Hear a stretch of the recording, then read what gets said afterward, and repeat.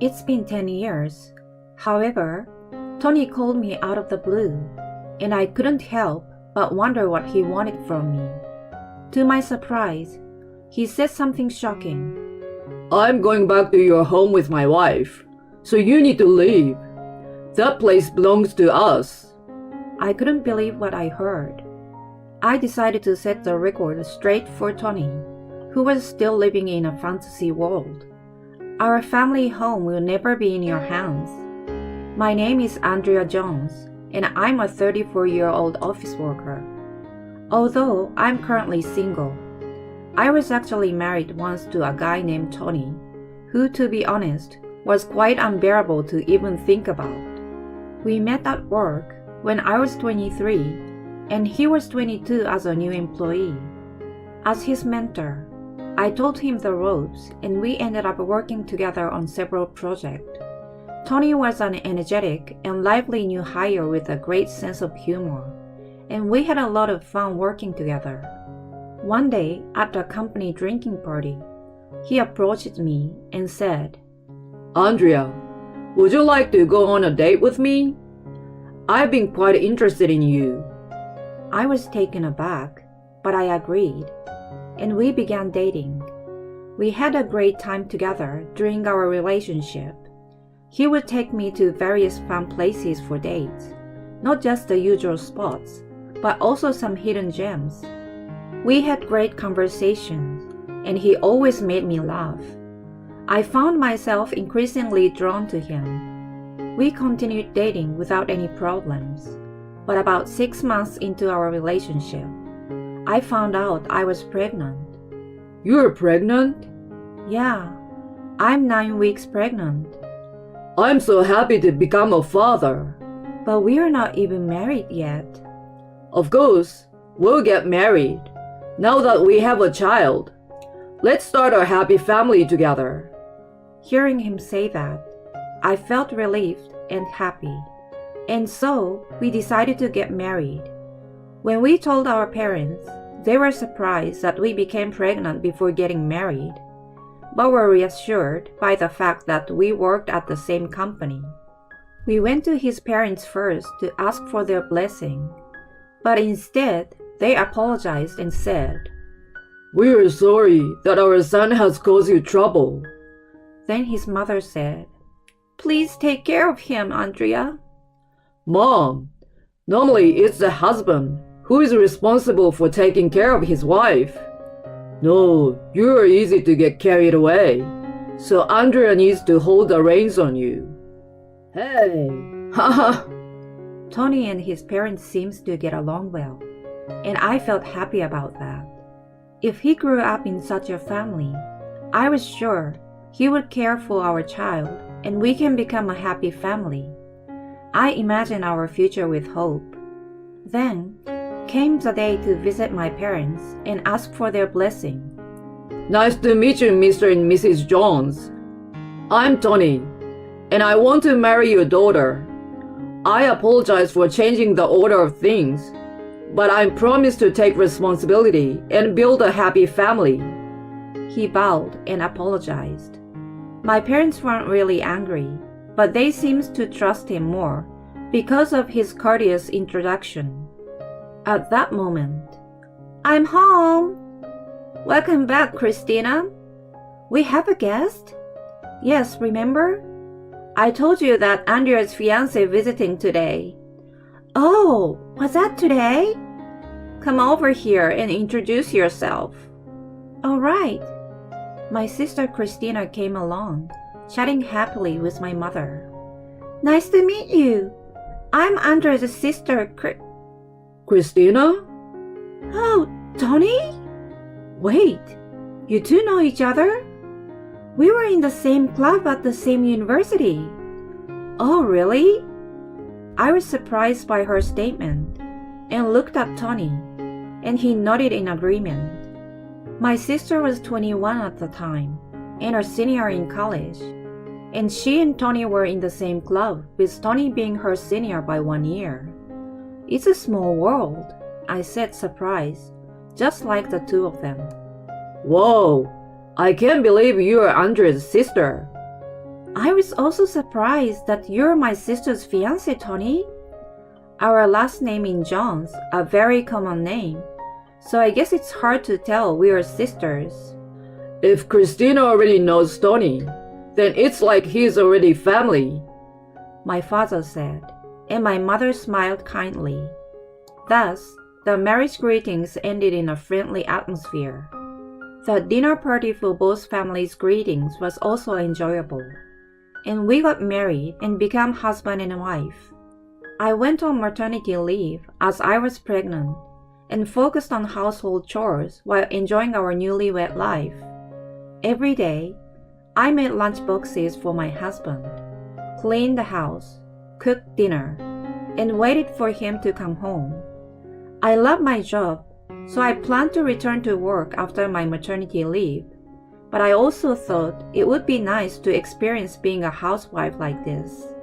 It is probably the most peaceful and relaxed time to enjoy our newlywed life, since it will become quite hectic once the baby arrives. Tony seems to be busy with work, and some days he came home late, but we were happy to spend our weekends together. Soon after, I went into labor and gave birth to our beautiful baby girl. Tony was very happy to meet his daughter. She's so cute. She's like an angel, he said, holding our daughter. I thought he would be a great dad as I smiled at him. After that, I was discharged from the hospital and returned home to focus on child rearing while on maternity leave. I felt so happy just by spending time with my adorable daughter every day. Of course, there are difficult times like the baby crying at night, but she was so cute that nothing bothered me, except for one thing. It was that my husband's return home was getting later and later every day. Even before, he often came home after 10 p.m. when work was busy, but recently, he had started coming home after midnight or around 2 a.m. As these days increased, I got a little frustrated. After all, it's tough with a newborn baby, and just having my husband at home makes me feel at ease. One day, I expressed my dissatisfaction to my husband. Hey, are you really that busy with work? I've only been working for about 2 years, but even during the busy season, I wasn't that busy. My husband looked troubled. Well, I have to work this much or I won't finish my work. Besides, I have to work hard and earn money for us now, right? That's true, but I couldn't say anything more when he said that. And on weekends, he seems tired and just slept in his room all day, only coming to the living room during meal times. He didn't play with our daughter much, and he was different from the husband I had envisioned. But if work was busy, there was nothing I could do but accept it. But in the midst of all this, I found out a shocking fact from a colleague at work who contacted me. The call came during the day. Hey, isn't this Tony? My colleague was apparently off that day, and she came to town to do some shopping. She saw my husband dressed in a suit, walking with a woman she didn't know, and she took a picture and sent it to me. What? Are you kidding me? I was so shocked when I saw the person in the photo that my head went completely blank. The woman next to my husband was my sister Christina. The two of them were holding hands affectionately, and it didn't look like they were just relatives. Furthermore, when my colleague secretly followed them, it seems that the two of them boldly entered the hotel in broad daylight. I felt as if my head had been hit with a blunt object when I heard about it. After that, I decided to hire a private investigator to confirm whether they were really having an affair. I still had a part of me that wanted to believe in my husband. However, it turned out that my husband was indeed having an affair with my sister, and several evidence photos were sent to me from the investigator.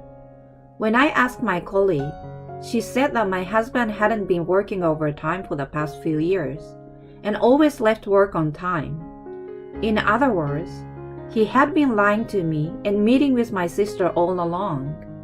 With the evidence in hand, I felt an indescribable anger toward my husband and sister. I immediately confronted my husband, showing him the evidence photos and asking him what he thought he was doing by having an affair with my sister. He couldn't deny it and eventually confessed. Christina was the one who came on to me. At first, we were meeting with a few friends from the university club, but then we started meeting alone. Before we knew it, we were meeting more than half of the week. That's enough. Do you think you can get away with doing something like this? I'm going to divorce you and make you pay alimony. I guess that's inevitable. Of course. I will make Christina pay too. Huh? He was very surprised when I said that. She's still a student and will graduate soon. It's too cruel to demand alimony from your own sister. I think the one who deserves the criticism from society is my sister, who slept with her sister's husband. If you don't want to burden Christina, then you should pay for both of you. Considering the going rate, it would be around $70,000 for two people. $70,000? That's outrageous. You did something that warrants that kind of payment. You are going to take responsibility for your actions. When I said that, he turned pale. Anyway, let's talk about this thoroughly next time. He said that, and we agreed to have a discussion with both families present. He said he would stay in a business hotel for a while, so I was left to live with my daughter and think about our future. And so, we decided to have a discussion about it at my parents' house over the weekend. But my husband and sister didn't show up. This surprised not only me, but also our parents and my in-laws. We are truly sorry about this. It's bad enough that he's causing you trouble, but not showing up to this meeting is beyond our comprehension. They said, apologizing profusely. Well, our daughter's not here either, so we are both at fault. They also expressed their concern for me, who was the main victim in this situation. If the two of them continue to be unresponsive, we'll pay the compensation for you, and we'll also cover the child support payments. My in-laws apologized deeply once again, and my parents paid me the compensation that my sister was supposed to pay. I felt uneasy about receiving money from my parents, but they assured me that they would find my sister and make her pay, so I didn't have to worry. Honestly, as a single mother who has to raise my daughter, I could use all the money I could get, so I was grateful. In the end, we couldn't reach either Tony or Christina. I also went to Tony's workplace, but he had apparently submitted his resignation letter and quit. Christina had just graduated from college and planned to become a part-time worker as she hadn't found a real job yet. I knew she was mobile, but I never thought my husband would abandon everything and elope with her. After that, I lost all contact with them. Later, a pre-filled divorce form was sent to me, which made me angry, but I signed it and submitted it immediately. As Tony has resigned from his job, I decided to return to work after my maternity leave. My colleagues sympathized with me and supported me, saying that it would be difficult, but I should hang in there. From then on, I worked hard to raise my daughter. I sometimes received help from my parents to raise her, and we made a lot of memories together. Before I knew it, 10 years had passed, and my daughter had grown up to be a wonderful girl. Amidst that, I received a call from an unknown number. I felt uneasy, wondering who it could be, but since it could be a work-related person, I decided to answer it. Then, to my surprise, I heard the voice of a certain person. Andrea, it's me, Tony. Huh? The person on the phone was my ex-husband. It had been 10 years since then. I couldn't help but wonder what he wanted from me. How are you doing? What do you mean? You calling me isn't going to end well. How are your parents doing? What's it to you? Why do you even care about my parents? They're also Christina's parents. What's wrong with worrying about my wife's parents? My ex-husband said that. I see. He married my sister. But I have a feeling he's up to something. I should be careful and probe for more information. My parents passed away. They both died from an illness.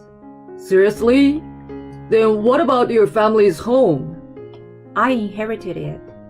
Then, my ex-husband made a surprising statement. I'm going back to your home with my wife, so you need to leave. I couldn't believe what I heard. What are you talking about? I said I inherited it. I'm saying that Christina and I are going to live there, so you need to leave.